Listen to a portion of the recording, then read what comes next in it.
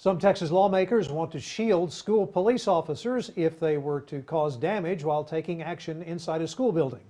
KXAN's education reporter Alex Capriello dove into the details to find out why some think it's necessary to protect students, while others believe such immunity gives the police too much power. Guns don't belong in schools. Jennifer Cochran Anderson is nervous about the first time her 6-year-old will have a bad encounter with the school resource officer.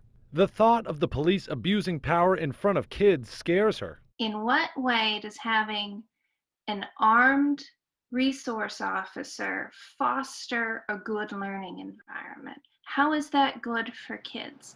Texas has seen its share of those moments.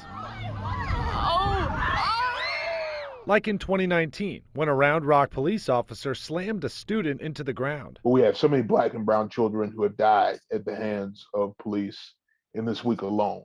Opponents of the bill say providing blanket immunity will lead to escalating situations and more uses of force. But advocates say school resource officers need reassurance, particularly when there's not a moment to lose, like during a school shooting. The bill is not a wild, wild west bill. It is a bill to take care of a very specific incident that creates a sense of danger that needs to be addressed. The bill currently states officers will be immune from liability as long as, quote, reasonable action is taken.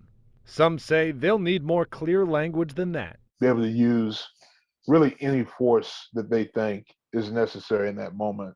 It's very troubling to consider how those actions might play out. Alex Capriello, KXAN News. An identical companion bill has already passed through the House Committee on Public Education. Today was the first reading in front of the Senate, and we'll keep an eye out on it for you and let you know how it progresses through the last month of the legislative session. Several school districts in the KXAN viewing area have their own police force or have one in the works.